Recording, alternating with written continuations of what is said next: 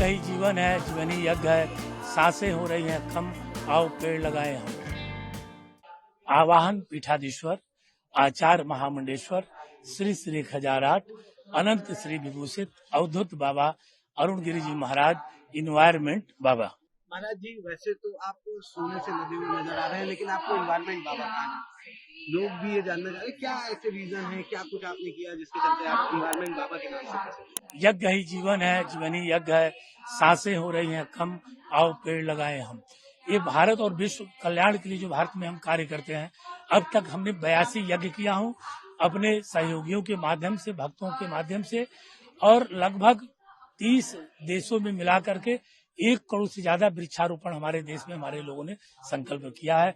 और मेरी एक यात्रा थी वैष्णो देवी से कन्याकुमारी तक पद यात्रा 2016 में। उस समय हम लोगों ने 27 लाख लगभग वृक्ष लगाया गया था, और लोग उसी तरह से आप सभी भक्तों ने हमको उसी नाम से पुकारने लगे, तो इसी के साथ नाम हो गया इन्वायरमेंट बाबा। महाराज जी, एक बड़ा सवाल वो भी है, जहाँ कुंभ में तमाम तरह के साधु सन्यासी आए हैं, सब अलग अलग चीजों को लेकर के प्रचार प्रसार कर रहे हैं।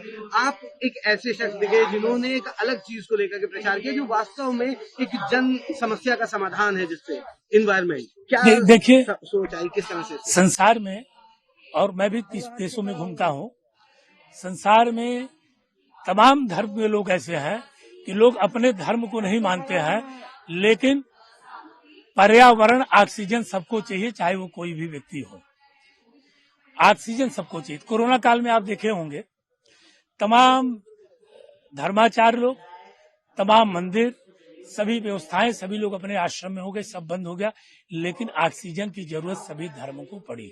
तो मैं 2010 से ही इस पे काम करता हूँ कि यज्ञ ही जीवन है, जीवन ही यज्ञ है, सांसें हो रही हैं कम, आओ पेड़ लगाए हम, पर्यावरण को बचाया जाए, 2-2 वृक्ष लगाने का संकल्प लिया जाए। सनातन धर्म की पद्धति है कि एक वृक्ष चाहिए अंतिम संस्कार के लिए, और एक वृक्ष लगाइए या पीपल के पेड़ ऑक्सीजन के लिए, 2 वृक्ष अवश्य लगाएं और पाल पोस को उसको बड़ा करें। इसी महाकुंभ में सबको संकल्प देता हूं। यह संकल्प 2010 से मैं सभी लोगों को दे रहा हूं। गाड़ी भी एक आपका वाहन जो है वो भी बताया जाता है कि पूरी तरह से एक पर्यावरण जी, वो पूरी गाड़ी यज्ञ रथ है, और कोरोना काल में मैं उससे यज्ञ कर रहा था, शहर में ऋषिकेश में घूमता था, क्योंकि गाड़ियां और नहीं जाती थी। लेकिन उस आप समझिए कि 1 किलोमीटर लगभग हमारे पास एम्स है, मेरे अगल बगल कहीं 1 किलोमीटर कोई कोरोना नहीं था। आप लोग किसी जाके पूछ लीजिए, यह यज्ञ की महत्व। तो यज्ञ रथ वो घूमती रही, और मेरे साथ में यज्ञ रथ काफी चलती रहती है। तो जहाँ ब्रह्म मुहूर्त होता है तो यात्रा करता हूँ नगरों में, शहरों में, स्वाहा स्वाहा करते हुए, और उसी से मैं वृक्षारोपण का वृक्ष भी फलदार लोगों को भेंट करता हूँ उस पर रख के। और गाड़ी इस महाकुंभ में आई हुई है, तो आप लोग खुद उसको देख लेंगे, अद्भुत गाड़ी है, और गुरु की कृपा से यही संदेश देता हूँ। एक आखिरी सवाल है महाराज जी, महाकुंभ में एक बार आए हैं, कई आपने महाकुंभ देखे होंगे इससे पहले भी, क्या कुछ अंतर दिखा और क्या कुछ कहना चाहेंगे इस महाकुंभ में? हमेशा कुंभ दिव्य होता चला जा रहा है, और इस बार तो अद्भुत दिव्य होता चला जा रहा है।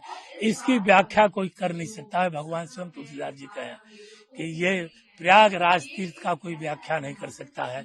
इसका आनंद लिया जा सकता है, इसकी अनुभूति लिया जा सकता है। इस तीर्थ का सबसे बड़ा मेरे जीवन में अनुभूति है, क्योंकि मैं मीडिया बंधुओं के सामने नहीं बताऊंगा। जब इस तीर्थ से पिछले बार 2013 का जब महाकुंभ था, तो मैंने वो एक संकल्प लिया था। उस संकल्प को श्री यज्ञ नारायण भगवान इस धरती पर आने से पहले ही पूर्ण कर दिए थे, और मैं उसी रूप से महाकुंभ में आया हूँ। बहुत बहुत साधुवाद, धन्यवाद आप लोगों को।